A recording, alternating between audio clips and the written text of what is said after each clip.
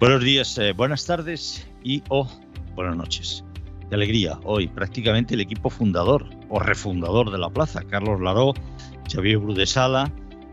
Alejandro Ramírez se sumó después, que él es un hombre más lento en tomar determinadas decisiones, pero el equipo refundador de la plaza aquí está, con Carlos, con Laró, con Xavier Bru de Sala y con Alejandro Ramírez. Por lo tanto, es un placer de nuevo compartir con vosotros este podcast, este audio, esta tertulia, este análisis que sabéis que está producido por el grupo Economía Digital y que trata cada semana, más o menos, pues de analizar el trasfondo de la actualidad. Hoy me vais a permitir que empiece con una anécdota, pero es que vengo quemado por ello. Estoy en Barcelona. Y no sé si ustedes conocen Barcelona, probablemente muchos de ustedes sí, porque además serán oyentes y estarán radicados en Barcelona. Y he cogido, iba a nuestras oficinas que están muy cerca de la delegación del gobierno, lo cual no quiere decir nada. Están cerca físicamente, pero nada más, de la delegación de gobierno, muy cerca de Lauria, Mallorca. Bueno, si ustedes conocen Barcelona o están en Barcelona o visitan habitualmente Barcelona, sabrán que son dos arterias muy importantes en el tráfico de la ciudad. Lauria para conectar, digamos, el este con el oeste de la ciudad, a las zonas del puerto, de los barrios marítimos, con la zona más alta, es una de las arterias. Obviamente hay más, Bilbao, Montaner en sentido contrario, etcétera. Y Mallorca también es una vía, dirección más norte-sur, muy transitada, muy importante. De hecho, es una de las vías más importantes junto con la calle Aragón. Mallorca es paralelo de calle Aragón para enlazar con la estación de Sants, la estación de los trenes, la principal estación de trenes de Barcelona. Bueno, pues hoy iba en un taxi a la oficina y me he tenido que bajar del taxi como 2 manzanas antes, 300 o 400 metros antes aproximadamente. Había una manifestación y yo, por el cabreo interno que llevaba, me he dicho varias veces: hombre, Juan, es un demócrata de toda la vida, el derecho a manifestarse no te vas a enfadar porque unos ciudadanos lo ejerzan.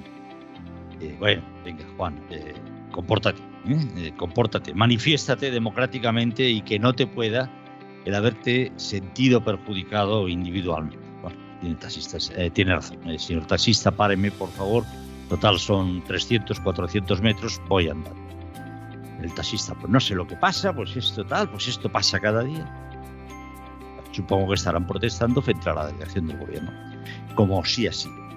Pero ¿cuál no sería mi sorpresa, o sí, de ver la gente que se estaba manifestando? Los he contado, fijaros lo difícil que era. Me he puesto allí delante de ellos, también en medio de la calle Mallorca, que es una calle que tiene creo que 4 carriles. No es muy grande, Madrid tiene normalmente calles y avenidas más anchas, pero 4 carriles pues está bien en Barcelona. Y había 11 personas. Mira, un equipo de fútbol, sin suplentes, eso. Un equipo de fútbol a pelo. 11 personas, 4 pancartas de la CGT, y de esas 11 personas, uno que debía ser el capitán hablando a un micrófono. 11 personas, paralizando a las 12 del mediodía la calle Mallorca. Y eso sí, no sé cómo se lo hacen, pero había 5 cámaras de televisión en la otra parte de la calle, y 3 plumillas tomando apuntes a pelo en una libreta. No sé si serían también, formarían parte del equipo de las cámaras de televisión. Y aquí ya no he podido más. Aquí ya ha entrado en contradicción, ha entrado en erupción como una especie de volcán y me he dicho: Juan, ni demócrata ni leches, ni libertad de manifestación ni leches. Esto es claramente un atentado al bien público.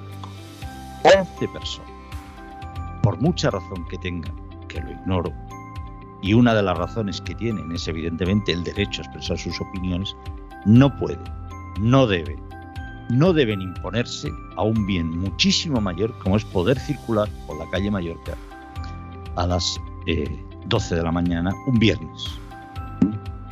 Es absurdo, de todo, es absurdo.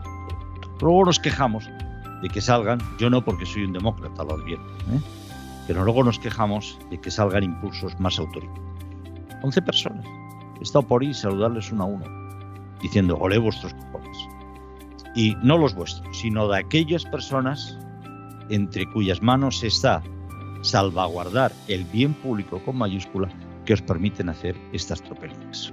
En fin, perdonadme esta que vengo caliente como lo habréis podido comprobar. ¿Pero había policías que manifestantes o no había policías? No, policías había, sí, había dos coches.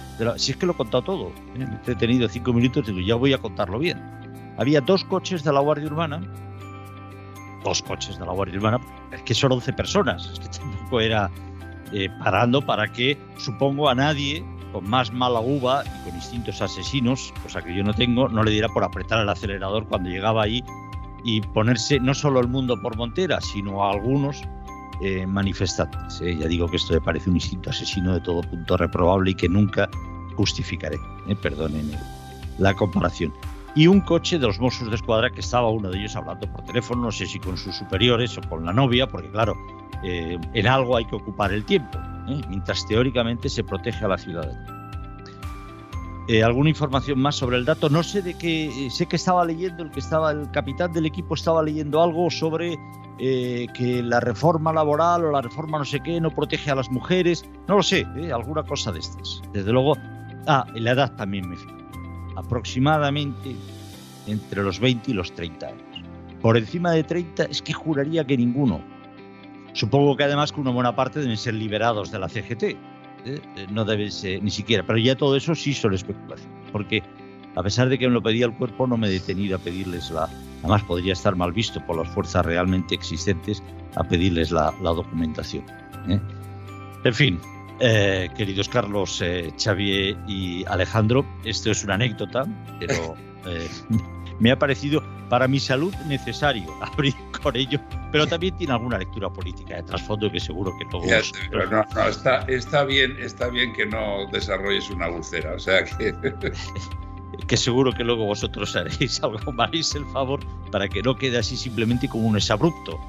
Luego vosotros hacéis algún comentario político ad hoc y yo me voy tranquilo diciendo, mira, no he contado una tontería personal que me ha ocurrido hoy, sino que he dado pie a un análisis político de mis analistas en la plaza. Bueno, aparte de eso, no vamos a hablar solo del tráfico en la calle Mallorca, vamos a hablar también, si os parece, de la temporada de pactos entre PSOE y Partido Popular, que no sé si se ha abierto o estamos ante un espejismo. Vamos a hablar de la reunión del PSOE que hay preparado este próximo fin de semana también en Valencia, qué podemos esperar, qué deberíamos esperar del partido que hoy por hoy ostenta el gobierno de la nación. Económicamente y desde el punto de vista empresarial, pues hay que hacer algún comentario, lógicamente, sobre la OPA del fondo australiano IFM sobre Naturgy, la gran empresa energética española, y vamos a hablar un poquitín de nuestro libro, que también a eso venimos, como no podría ser de otra manera, que es la revista Medium, recién publicada Medium, que no sé qué hacen ahí escuchando. Escúchenlo luego, este programa, por internet. Ahora vayan corriendo a su ordenador o donde sea, busquen la revista Medium, el último número, que es el número 9, y por favor, cómprenlo o léanlo a hurtadillas o pídanselo a algún amigo, pero no se lo pierdan. Medium, la revista 9, que saca el grupo Economía Digital, a ver si se pone esto, más o menos, con un tema que luego hablaremos un poquitín más, que es la noche oscura de Occidente.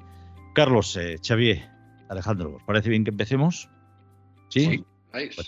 Pues vamos a empezar. Tomamos respiro, sobre todo yo, tomo un poquitín de aliento y empezamos. Carlos Laro, Xavier Brudesala, Alejandro Ramírez, algún comentario, por favor, no me dejéis solo, del tipo que sea, sobre los cortes de tráfico en Barcelona. Nada, níquel nuevo, subsole. No hay nada nuevo bajo el sol. Yo viví durante casi la mayor parte de mi vida, sí, en el Paseo de Gracia, la casa de al lado del cine, esquina Gran Vía. Bueno, pues la tendría que buscar, claro, una colección de fotos. Yo vivía en un piso en el ático con una terraza que daba, se veía el Paseo de Gracia, bueno, una vista muy buena y tal. Bueno, pues tengo por ahí una colección de fotos con manifestaciones cortando el Paseo de Gracia no muchas más de 11 personas, dándose la mano porque si no, no llegaban, es decir, con las manos extendidas, porque si no, no llegaban. Y esto sucedía pues cada semana, cada 15 días y tal, bajo la atenta y tolerante mirada de la Guardia Urbana.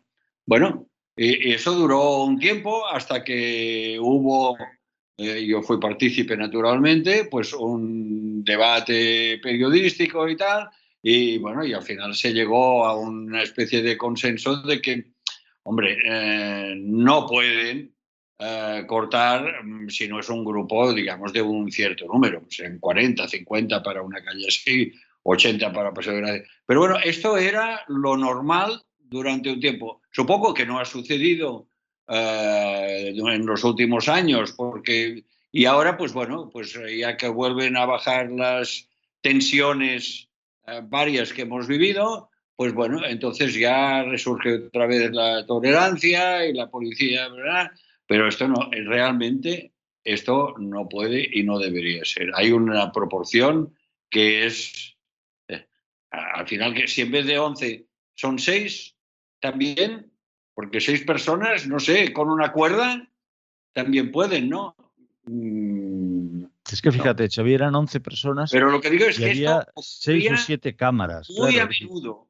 Habrá salido contentísimo. Hechas por mí, que lo atestigo. Speaker, habrá salido contentísimo. En fin. Carlos. Hablamos de la manifestación. Sí, por favor. Yo haría la observación sobre las 11 cámaras, o las que fueran.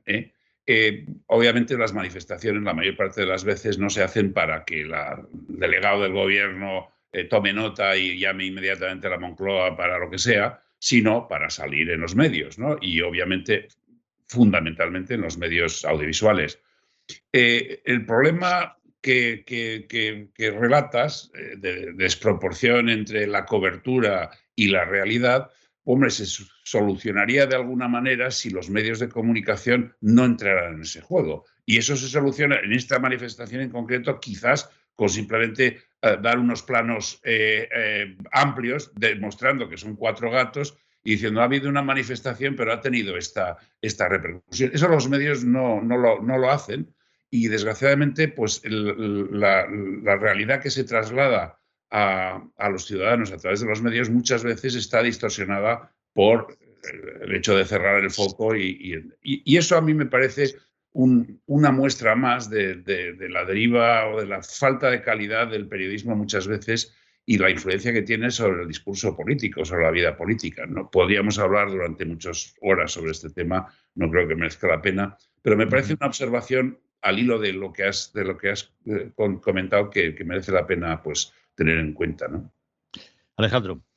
No, estoy totalmente de acuerdo con lo que habéis dicho y con lo último de Carlos, porque es que, Juan, tú lo sabes muy bien. Antes ibas a la redacción contando como noticias que trae una manifestación de 11 personas y el redactor jefe se reía y te decía, pero bueno, ¿de dónde vienes tú? Eso no es noticia. Eso no tiene ningún interés. Había un baremo, había un mínimo, ¿no? que había que cumplir para que eso pudiera tener cobertura. Pero ahora es sorprendente que se manifiestan 2, 3 o 4 y lo venden como si fuera un gran acontecimiento. La verdad que es una deriva preocupante.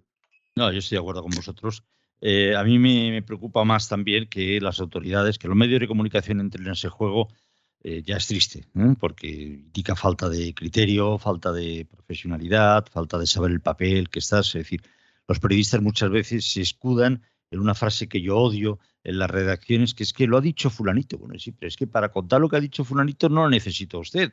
Ya tengo robots para contar lo que ha dicho fulanito. Yo le pido a usted que ponga su intelecto, su capacidad de análisis, sus criterios, que podrán o no coincidir al 100% con los míos, pero yo lo que compro de un periodista es su capacidad de análisis de la realidad y evidentemente su habilidad para contar de una forma inteligible y para sugerir preguntas a raíz del análisis y de esa descripción de la realidad. Pero no para hacer una foto vulgar. Eso lo hacemos todos. Para eso no tiene usted que estar 3 años dando la brasa en una facultad de comunicación o de periodismo. Eso ya es que hoy en día es que te aseguro que lo hace muchísimo mejor los robots. No, yo quería poner también el acento en las autoridades. Estamos perdiendo el norte. Bueno, lo hemos perdido el norte en muchas direcciones, ¿no?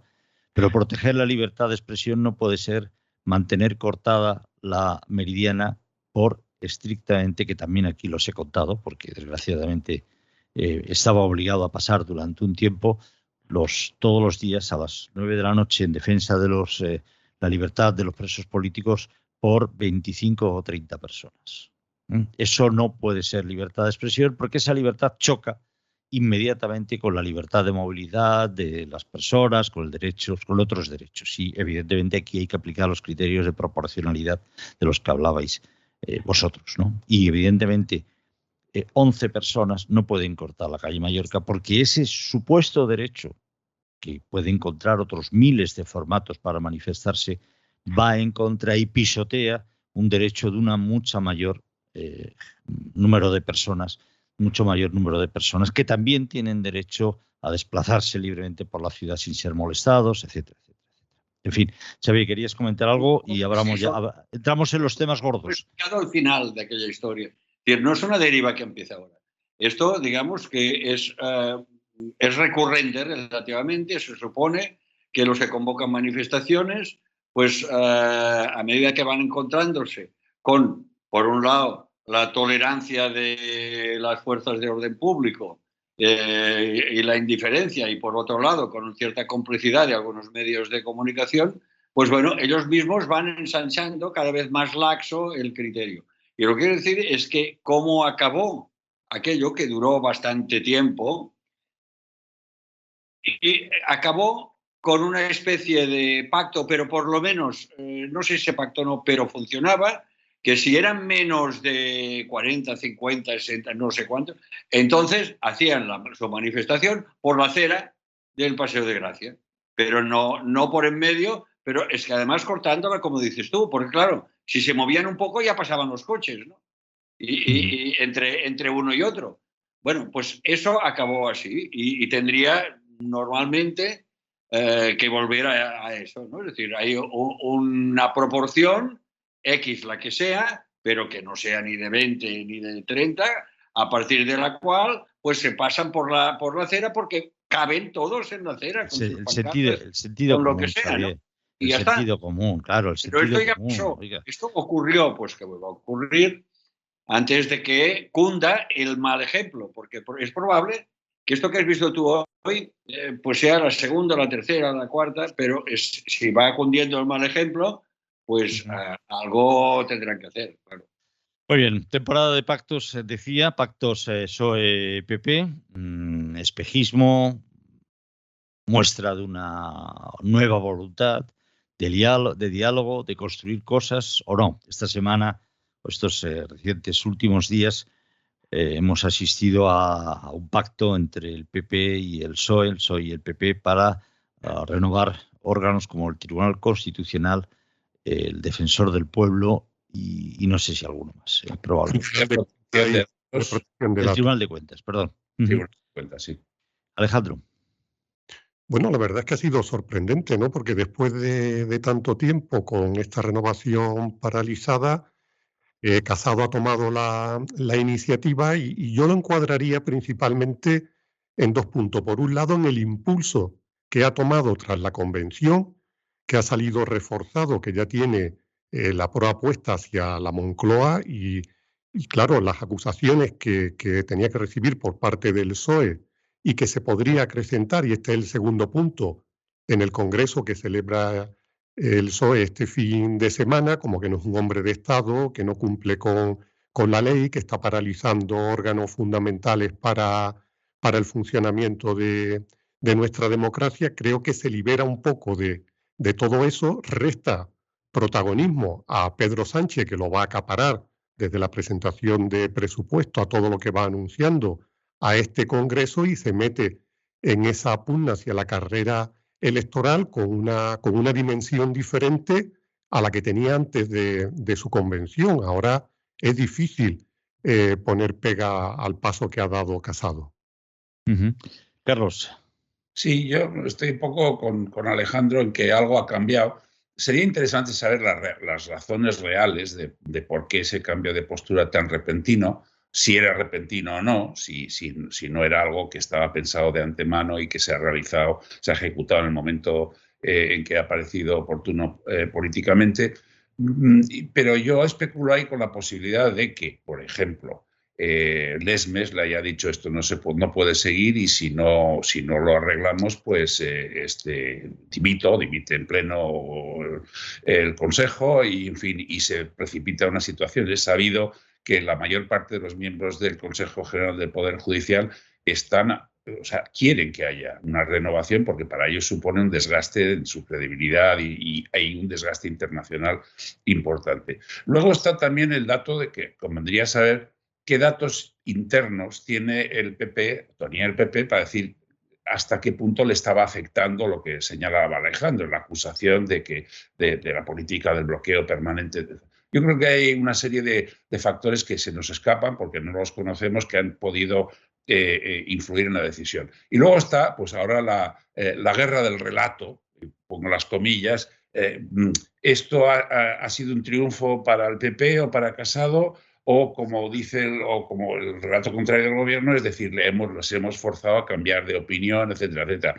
Siempre y cuando se tenga en cuenta que falta el principal de estos elementos, que es la renovación del propio Consejo General del Poder Judicial. Con lo cual, yo creo que esto va a tener el recorrido que tenga, salvo que se consiga realmente la renovación de todas las instituciones, en un proceso que en última instancia va a favorecer más, digamos, al ámbito conservador de la judicatura y de las instituciones que el ámbito más cercano al PSOE, con lo cual pues es un tanto que de alguna manera se podría apuntar el PP. A mí particularmente como ciudadano lo que me fastidia es que este tipo de cosas se analicen en clave de quién se apunta al tanto. Estamos hablando de instituciones fundamentales del Estado y que deberían estar más por encima de la confrontación partidaria. Eso es un síntoma más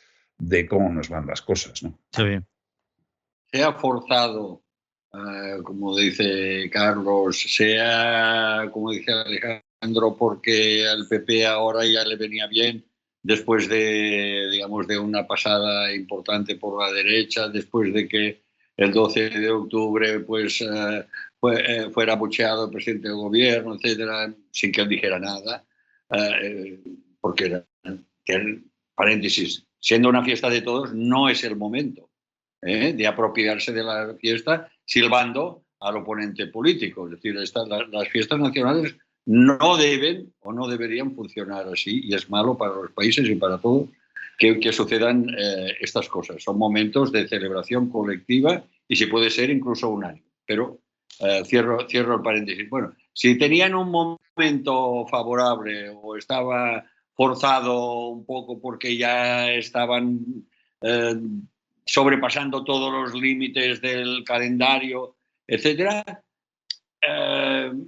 importa relativamente poco, ¿no? O porque estaba, como decís, estaba ya más o menos hablado y esperaban los dos, pues la luz verde, el teléfono verde, decir, bueno, ahora conviene, no, a mí sí, tal, ¿no? Decir, bueno, ya coincidimos, ¡pam!, pues ya está. Pero probablemente estaba relativamente hablado y hay un momento de conveniencia o, alternativamente, cada cual ya tenía preparada la venta y la medalla para apuntársela, con lo cual yo creo que estamos más bien en unas tablas en las que más que buscar culpables hay que repartir parabienes, porque mejor tarde que nunca y estas cosas tienen que hacerse en su momento y no es buen ejemplo, no es buen ejemplo que haya tardado tanto, pero por lo menos se ha desencallado y esperemos que siga con el Consejo General del Poder Judicial. Que sí, que seguirá habiendo mayoría de derecha, no sé qué. Bueno, que las maniobras de Pedro Sánchez para cambiar la ley y orillar las pretensiones del PP, pues le han salido mal o ha renunciado a ellas. Bueno, la cuestión es que estas cosas dan muy mala imagen de un país y sobre todo la dan mala ante el espejo de las propias, digamos, élites, clases dirigentes, políticos y tal, porque aunque no lo digan, saben que están perfectamente incumpliendo cuando tienen la obligación de renovar estos organismos en su momento. Yo creo que hay un sabio refrán, como todos los refranes son sabios, o casi todos, que dice que lo mejor es enemigo de lo bueno, ¿no? Bueno, pues conformémonos con lo que es bueno, que es renovar, efectivamente, hay que cumplir los mandatos constitucionales. El mandato constitucional va más allá de los plazos. El mandato constitucional obliga a un espíritu, obliga a que los partidos analicen, se pongan de acuerdo y sean capaces de llegar a un acuerdo. No simplemente que cumplan el plazo. Cumplir los plazos por cumplir el plazo, pues es lo que se está haciendo ahora. Pero bueno, eso sería lo mejor. Los partidos siempre, desde el primer momento, creo que orillan el espíritu de la Constitución. Claro. En vez de ponerse de acuerdo sobre todos los nombres, al revés, pactan, decir, tú pones los tuyos, yo los voto, yo pongo los míos, tú los votas. Eso es lo no terrible. creo que sea el espíritu de la Constitución. Claro, eso es lo terrible. Buscar consensos nombre por nombre. Pues se han quedado de la Constitución aquello que les da poder, simplemente, o que mantiene su poder, es decir, nombrar una serie de cargos, pero no cumplir aquello para lo que se les dio este poder de nombrar una serie de cargos. Eso es lo terrible. De todas las preguntas que habéis hecho, yo me quedo con una. ¿Y para qué esta renovación? ¿Persigue algún objetivo? ¿Mejorar esas instituciones? Hace tiempo hace bastante tiempo, el CIS era muy insistente, creo que antes de la llegada del inefable Tezanos, en el que el CIS preguntaba por el deterioro de las instituciones españolas. Bueno, sobre todo era un CIS de hace 7-8 años. No sé si sigue preguntando. Desde luego no es lo más destacable, no lo destaca ahora, pero en su momento era algo que llegó a ser muy preocupante. La confianza de los ciudadanos españoles en las instituciones en general estaba cayendo estrepitosamente. Me parece que eran los últimos años de Rajoy. Eso, Juan, esa reflexión iba a hacer yo ahora mismo. Tú sabes, porque he escrito además sobre esto en Economía Digital y no sé si en Medium también, sobre el tema de la institucionalidad. La institucionalidad es importante en su contenido, es decir, el reflejo de la legalidad, del Estado de Derecho, en el cumplimiento de ese contenido, pero en las formas es muy importante también. Y yo creo que lo mejor que podría salir de este acuerdo, si es que realmente se concreta y se amplía al conjunto de las instituciones que se tienen que renovar, sería que se recreara un poco una especie de consenso entre los principales partidos de mantener un poco a salvo de la lucha partidaria este tipo de cosas. Incluiría ahí, por ejemplo, una especie de autocontrol de todas las fuerzas del Parlamento con relación a las formas del propio Parlamento. Uno, cuando escucha los plenos del Parlamento o las sesiones de control, al margen de lo que se diga, es que te causa ansiedad, te cabrea, o sea, nos excita a la ciudadanía. El siguiente paso es decir, no quiero verlo. O no quiero oírlo. Y esa desconexión de la ciudadanía de la política es muy peligrosa, porque después pasa lo del Capitolio, lo del otro día en Italia con 4 gatos asaltando un sindicato, es decir, ya todo el monte es orégano. A mí eso me preocupa muchísimo, particularmente cuando hay un creciente movimiento no iliberal ya, sino ultra en todo el mundo, en nuestro entorno, que es tremendamente peligroso. A cualquiera que haya leído historia, le dice, hombre, ves cosas ahí que dices, claro. En por todas las direcciones, además, por parte de lo que se habla de extrema derecha y por parte de lo que sería extrema izquierda. Os recomiendo que escuchéis, si no habéis podido o no lo habéis hecho, la entrevista que le hizo Carlos Alsina y Ione Belarra hace 2 días en Onda Cero por la mañana, que es un ejemplo de incoherencia mental, de desvarío mental, de en unos momentos los jueces son unos canallas porque persiguen a nuestro diputado Alberto Rodríguez, en otro los jueces descubren la verdad de la financiación dolosa del Partido Popular. Es decir, pero usted, que además es ministra, primero no debería hablar sobre los jueces porque es un terreno que le está vedado, pero luego mantenga un criterio no durante varias horas, sino durante varios minutos, porque la entrevista duró 30 o 40 minutos, pero en fin. Ese doctrinarismo de la izquierda, que aparte de cualquier otra consideración, es que es muy antiguo. Es que es una cosa que está de esa izquierda, ¿no? Que está pasado de rosca ya y pasado de época. Pero en efecto, eso yo lo incluyo dentro de ese, digamos, ese desgaste gota a gota de la institucionalidad. De todos modos, no sé si estaréis de acuerdo en que agradece uno también cómo se ha desarrollado este pacto, este acuerdo.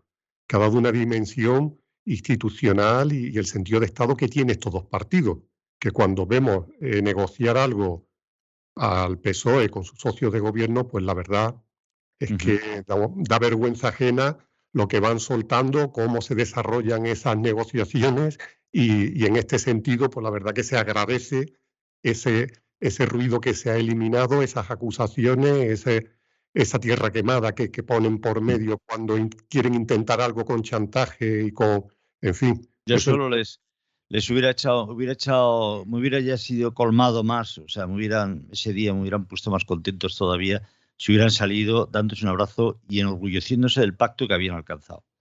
Y no simplemente vendiéndole cada uno por su lado, sí, pero he ganado yo y tal, nosotros somos unos mierdas, hombre, no pidas lo que les he colado. Pero claro, pues ya... Sánchez saludó con mucha afabilidad a Casado en Juste, que eso hacía tiempo que no lo veíamos tampoco. Muy bien, oye, hemos hablado del defensor del pueblo, Xavi, yo no quiero repetirme, Alejandro sí que estaba en el anterior episodio de La Plaza, búsquenlo ustedes en iVoox o en Spotify o en iTunes o donde quieran, o en Economía Digital, hablamos del defensor del pueblo. Hablé sobre todo yo, hablamos, sobre todo porque paso a menudo por delante de su palacete. ¿Y sabéis quién es aún el defensor del pueblo?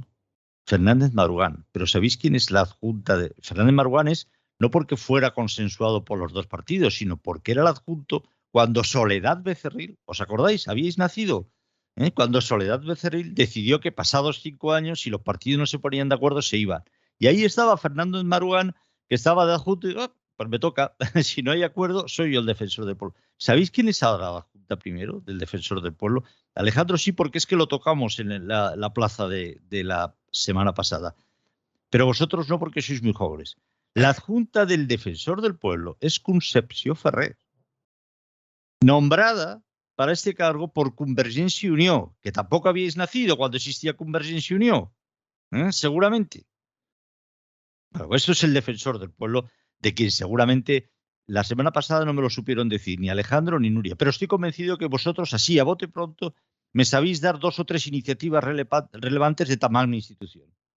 ¿Sí? Pero no os quiero poner en un apuro tampoco. Va en el cargo no preocupar a los dos partidos que podían cambiar las cosas.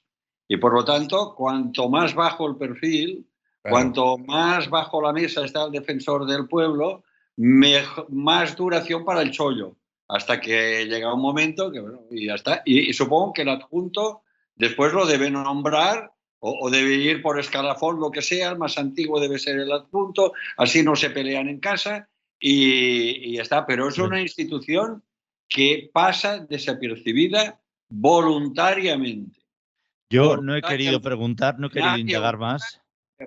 No he querido más indagar. Nada, levantar la voz. Porque digo, como me entere que hay tantos adjuntos al defensor del pueblo como partidos ahí en la Cámara, me da un soponcio del que no me recupero. Y quiero llegar a estas Navidades. Podría haber un adjunto segundo, un adjunto tercero, un adjunto cuarto.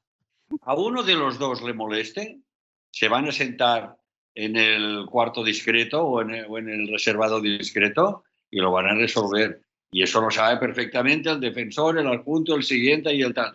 No molesten a los mayores y ustedes tienen cuerda para rato mientras no molesten. Carlos, eso es fin al tema este, por favor. Nuevamente, insisto, la institucionalidad. El hecho de que el defensor del pueblo desde hace ya mucho tiempo haya sido, digamos, una institución poco relevante que saca una vez al año un informe y poco más, realmente también debería llamarnos la atención. Hay cosas que deberían preocupar o que preocupan más, pero forma parte de ese problema que tenemos de institucionalidad. Decimos que tenemos una democracia avanzada, calidad democrática. Hombre, calidad democrática es cuando hay un ombudsman, un defensor del pueblo que, como indica Xavier, incomoda por igual a los dos, porque cuando algo no está bien, cuando algo responde, o sea, él es el defensor, como dice su cargo, de los intereses populares cuando se ven vulnerados. El pueblo está administrativos más contento que un gínjol, que dicen en Cataluña. El pueblo está contento, pero no necesita que lo defiendan. Está ese hombre brazo sobre brazo. Ese es el problema. Pero bueno, y probablemente técnicamente deben funcionar como una especie, digamos, de tribunal de segunda. Mucha gente se debe quejar al defensor del pueblo, le responden, hacer una carta y tal. Y este trabajo individualmente, yo estoy bastante convencido que lo hacen. Y que se dirigen pues a un organismo de la administración diciendo, oye, que este señor tiene razón, tal, pero lo que no hacen es ruido por arriba para no molestar a los líderes políticos. Xavi, 2 anécdotas. Tenemos un maravilloso Consejo de la Transparencia que ocupa no sé cuántas personas. Está maravilloso que además todas las instituciones lo repiten. Es decir, de hecho, el área metropolitana de Barcelona tiene un área de transparencia. No valen para nada. Para nada.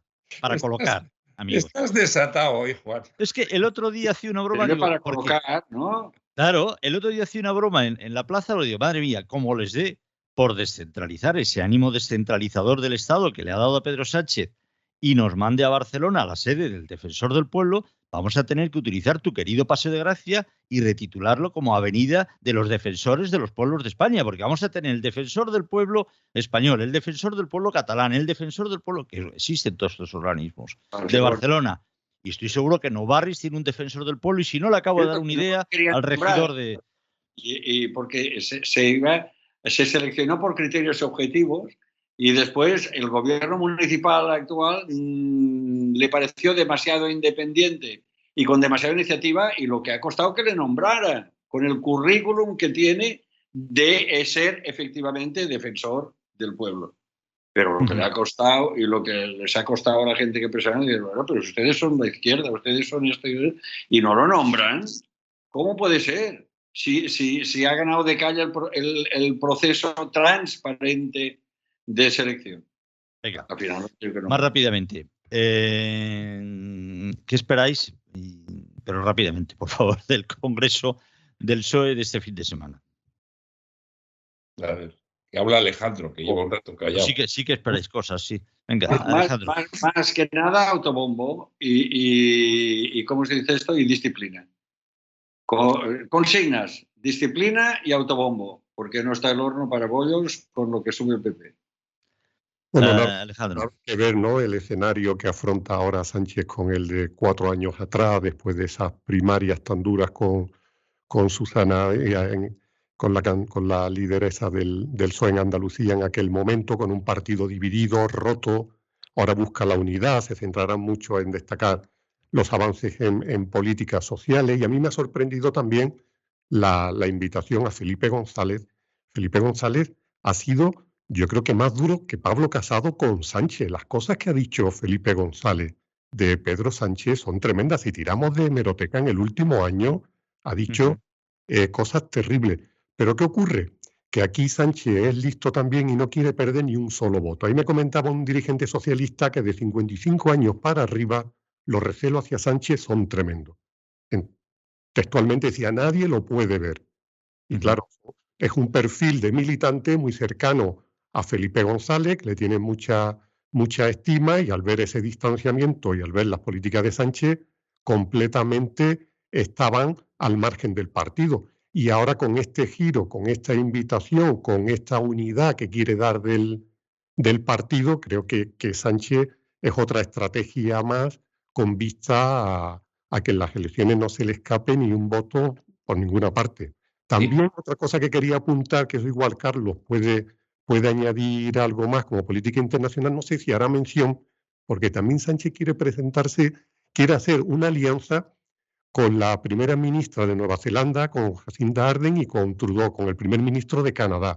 Quiere hacer ahí un trío de líderes jóvenes, de líderes con proyección. No sé qué nos puede aportar Nueva Zelanda y Canadá en esta alianza, pero lleva tiempo trabajando en arrimarse a este perfil de líderes alejados de Europa y con una imagen muy parecida a la suya. Bueno, no conocía yo ese lado oscuro de Sánchez, pero bueno, tomo nota.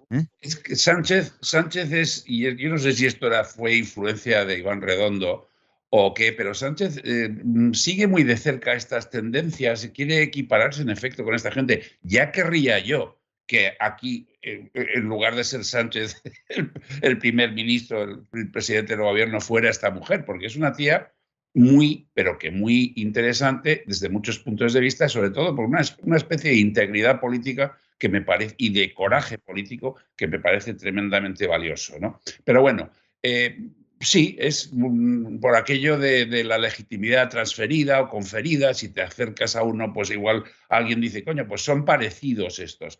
No, no es así. Yo creo que de lo que decías, Alejandro, de que te sorprende que Sánchez le haya invitado a Felipe González, sí, pero me sorprende más que Felipe González haya aceptado la invitación.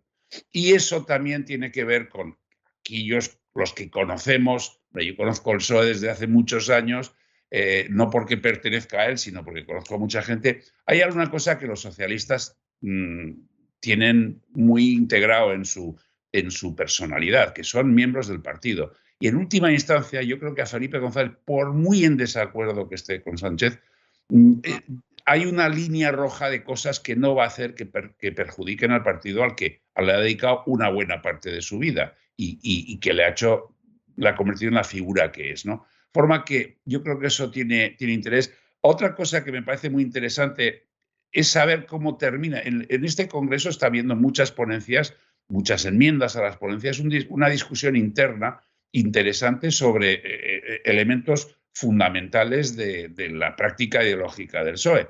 Me gustaría saber cómo termina eso, cómo se incorpora y cómo se cumple, cómo se incorpora al programa del PSOE en el futuro y cómo se cumple, ¿no? Porque eso tiene mucho que ver con la conformación del espacio del PSOE con relación a lo que le está surgiendo a su izquierda. En torno hay un terreno ahí de solapamiento entre lo que incorpore el PSOE a su próximo programa y lo que ofrezca esa plataforma que se está creando en torno a Yolanda Díaz. Eso me parece muy interesante también. Alejandro. Dejadme, sí, nada. Rápidamente, Xavi.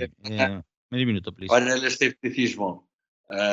Sí. Si va Felipe González es a cambio de algo y porque lo han pactado. No es porque ahora se caiga del guindo y diga, es que el PSOE es muy importante y es que no, algo han pactado, algo obtiene a cambio, porque en estas esferas nadie hace nada a cambio de nada, nadie suelta un favor generosamente si no es para recibir algo.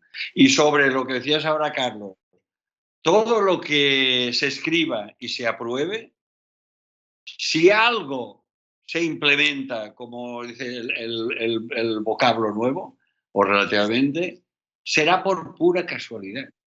Los papeles hechos en los partidos, en todos, son papel mojado. Y a veces, si se seca uno, es porque conviene por otros motivos y por casualidad. Pero incluso empecemos por los programas electorales. Sí. No son papel mojado los programas electorales. Pues más eso.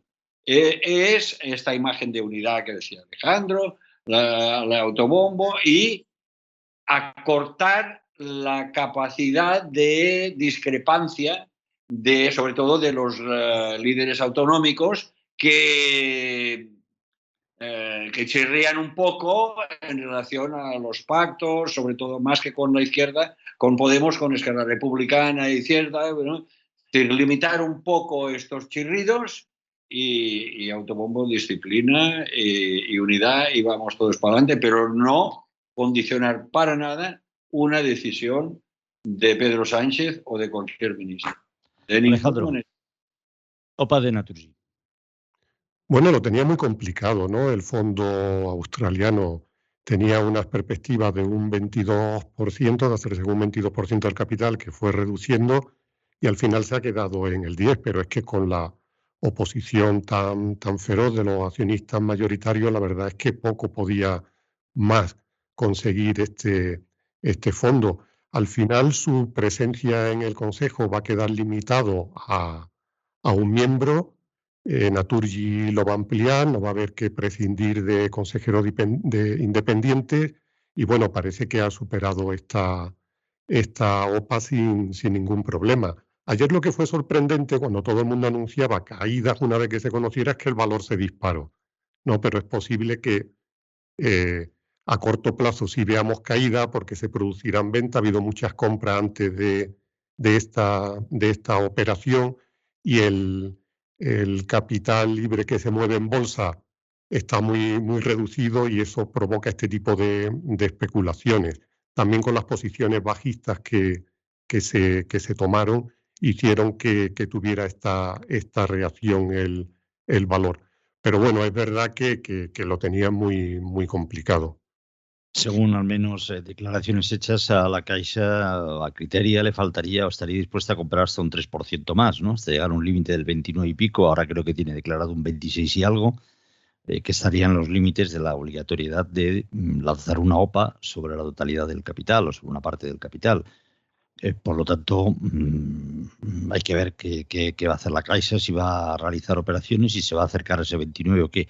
Parece ser que la estrategia para frenar la posible influencia o lo que pueda hacer el fondo de IFM en el Consejo de Naturgy está bastante controlado, no solamente porque solo le va a dar derecho a un consejero con los dos de los otros fondos, suponiendo que consiguiera alinearlos con sus posiciones, serían 5, el total del Consejo hoy son 12, seguiría teniendo mayoría, digamos, los consejeros alineados por la Caixa en torno a los intereses de la Caixa, porque, ya no se engañen ustedes, de consejeros independientes hay muy poquitos en el mundo, muy poquitos en el mundo. Por tanto, no nos engañemos, hagamos las cuentas como son.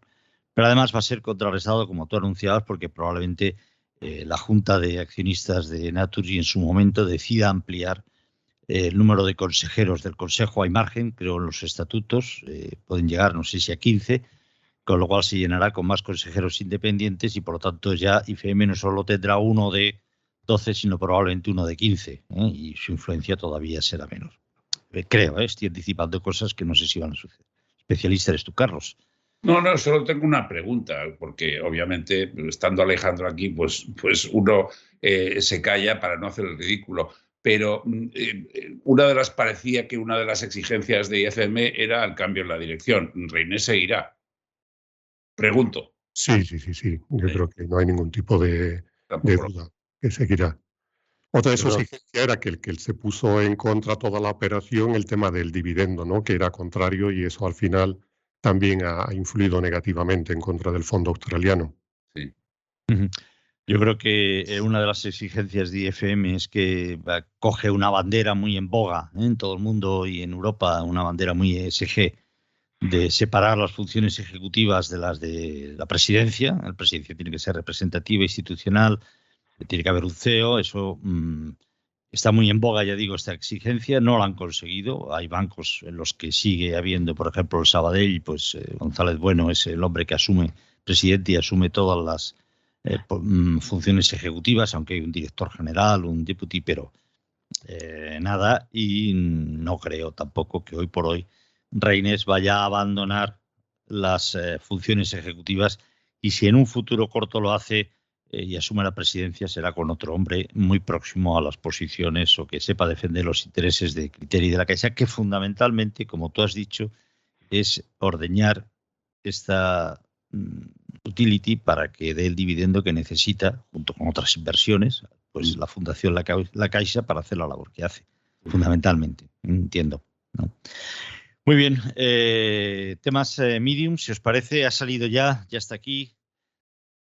Vamos a volverlo a enseñar el libro, ¿no? A ver si lo coge bien. ¿Lo coge bien? Sí, ¿no? Medium, La noche oscura de Occidente. Surgió este Medium ahora es una publicación trimestral, y es después de ver la manera en que se había producido el abandono por parte de las tropas norteamericanas y aliados de Afganistán tras la última ofensiva talibán.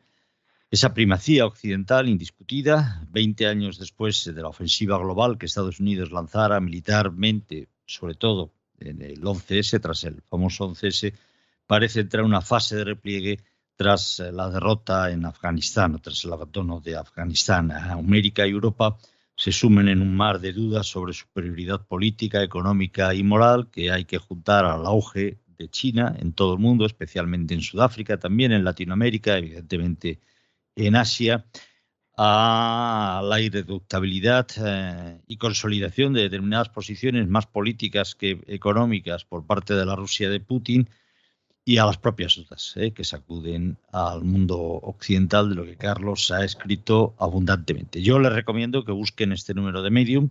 Escriben nada más y nada menos que Josep Piqué, José Manuel García Margallo, los dos antiguos ministros de Asuntos Exteriores del gobierno español, Jorge San Miguel, un creíble analista, Teresa Jiménez Barbat, eurodiputada, Masa Gabriel, una mujer muy interesante en Boston, encargada del análisis de medios para todo el Oriente Medio, Santiago Mondejar, colaborador nuestro, un hombre muy experto también en temas internacionales, como lo es Jesús María Pérez de Triana, como lo es Carlos Laró, también escribe Guillermo Pulido, Siani Pérez Cheng, Chomín Martino, David Garriga, Pedro Herrero, etcétera. Un abanico del que nosotros, al menos en el Grupo Economía Digital, nos sentimos muy orgullosos y espero que ustedes muy satisfechos después de haberles leído. Pero bueno, Xavier, que confesaba que se lo había leído ya casi por completo, es el que debe dar una opinión probablemente mucho más objetiva que no la mía. Bueno, yo creo que lo más importante es que lleva a reflexión, es decir, a ver, ¿dónde estamos en Occidente? ¿Dónde estamos en Europa? ¿Dónde está la hegemonía, esto de multipolar, policéntrico, unipolar, multicéntrico? A ver, ¿esto cómo funciona? Al hilo de, digamos, algo que desde el qué, que fue la retirada de Afganistán, estaba cantado, pactado y ya no había forma de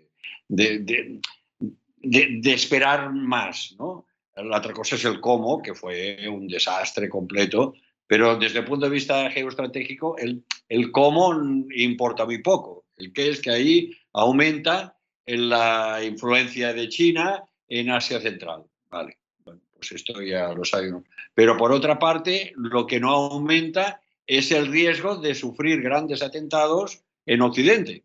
Esto yo creo que está garantizado de que no lo van a organizar porque ya saben la que les espera. Y por otro lado se compensa con este famoso pacto con Australia y el Reino Unido, decir, bueno, vamos a dejarle por un lado un poco de espacio a China, pero por otro pues vamos a poner un cortafuegos para que quede claro. Bueno, esto, la situación de Europa, si tiene ejército o no, yo me ha movido a muchas reflexiones, pero casi recomendaría otro número diciendo, bueno, Europa, ¿dónde están los enemigos de Europa? ¿Y qué capacidad tienen de infligir daño a Europa? Porque una cosa que se dice aquí es decir, bueno, Europa ya no está bajo el paraguas americano. Bueno, cuidado, sí que no está bajo el paraguas americano. Europa, el enemigo es Rusia. Bueno, es un enemigo que va cobrando. Y por lo tanto, mientras vaya cobrando de sus utilities, ya no es tan enemigo. Un enemigo tecnológicamente atrasado, se diga lo que se diga. Bastante atrasado, incluso en tecnología militar, en relación a Alemania. Bueno, ¿dónde están los enemigos de Europa? Tal vez tiene menos amigos, no tiene influencia. Pero yo creo que este sería un tema muy, muy interesante para abordar y del que yo aprendería mucho de la gente que escribe. No, yo no digo para escribir yo, sino para aprender. Hay una anécdota que no me resisto a contaros muy brevemente, que dicen que con todo el rollo indigenista que existe actualmente y hasta en el que el propio Biden ha caído, que es una anécdota que se le atribuye, bueno, que la que fue protagonista es Salvador de Madariaga, el gran intelectual liberal español. Dice que estaba dando clases Salvador de Madariaga en una universidad latinoamericana, no sé si era Lima, Montevideo, no recuerdo cuál, y una joven empezó a increparle diciendo: ¿qué tiene usted que decir, señor Madariaga? ¿No se siente usted avergonzado de lo que hicieron sus antepasados? Y Salvador de Madariaga, que era un hombre rápido, le dijo: mis antepasados, los suyos, señorita, los suyos. Claro. ¿Quiénes son los enemigos? Traigo esta colación, y perdonad, es que traigo esta colación, es decir, ¿quiénes son los enemigos de los europeos? Hay muchas respuestas. Yo tengo uno, que es que son los europeos. Los enemigos de los europeos son los europeos. Si estás fácil. Corrijo. Fuera de Europa. Enemigos fuera de Europa. Sí, eso otro hay dos frases de... dentro de Europa y las posibilidades también en Estados Unidos. Eso a mí me parece algo que todavía se está creciendo, pero es un huevo de la serpiente que veremos dónde llega. Hay un artículo que les recomiendo, una de las firmas que me ha gustado mucho, yo no la conocía, Masha Gabriel, y les voy a solo dos frases suyas. Dice, queremos ser héroes, pero solo luchamos guerras ya ganadas. Las universidades, tomadas por un discurso marcusiano, han convertido a nuestros jóvenes fat and happy en turbas emocionales y, como las definió Anne Applebaum, en nuevos puritanos. Al contrario que nuestros mayores, que sacrificaron sus vidas para construir un país mejor y conquistar libertades, tanto dentro como fuera, somos una generación sin épica y con demasiado que perder. Alejandro y luego Carlos ya cierra, que para eso es uno de los protagonistas de Medium. Alejandro. Nada, un privilegio el poder disponer de una publicación de estas características que, con la velocidad de vértigo que transcurren los acontecimientos, pues sirva para parar la pelota, para reflexionar sobre todo ante un acontecimiento que va a marcar el futuro de las relaciones transatlánticas, sobre todo a partir de este momento. Y creo que es más oportuno, imposible, el analizar esta retirada de Afganistán y sus consecuencias. Carlos, pon el broche de oro. Yo creo que, a diferencia de lo que ha dicho Xavier sobre que la retirada, la forma no es tan relevante, sí lo es en la medida que ha sido un acelerante del cambio de posición a peor, desprestigio de Estados Unidos, de su retirada en cierta medida de los asuntos internacionales y en última instancia del gran cambio geoestratégico que se está produciendo. Es decir, el pivot hacia Asia del que hablaba Obama realmente se está materializando ahora, que no es sobre Asia, es sobre buena parte del mundo, porque China necesita y quiere extender su influencia básicamente a medio mundo. Es decir, tiene un pie firmemente asentado en África. Asia lo quiere convertir en su patio trasero desde el punto de vista económico y todo lo demás. En América Latina también hacen sus pinitos. Es decir, es muy interesante. Es decir, ¿cuándo terminó el siglo XX? No sé si el 11 de septiembre del 2001 o quizás un poco más tarde. Quizás ahora está realmente empezando el siglo XXI, que es el siglo de China, de la misma forma que el siglo XX fue el siglo americano. En fin, todo esto, y es precisamente, como dice Alejandro, el lujo de poderlo tratar en una publicación de análisis, de reflexión, de pensamiento, que yo creo que es algo que es necesario, ¿no? Pues Carlos Laró, Xavier Brudesala, Alejandro Ramírez, un inmenso placer, como siempre. Amigos de YouTube, hasta pronto. Espero que no desconecten, que estén suscritos a los canales de Economía Digital y dentro de los canales de Economía Digital de La Plaza y, por supuesto, el de Extremo Centro, que toca habitualmente estos temas también, esta problemática. Y nada más, decirles a los amigos de YouTube que estamos aquí y que gracias por estar con nosotros en La Plaza. Hasta pronto. Muchas gracias, amigos. Hasta luego. Hasta luego. Hasta luego. Chao, chao.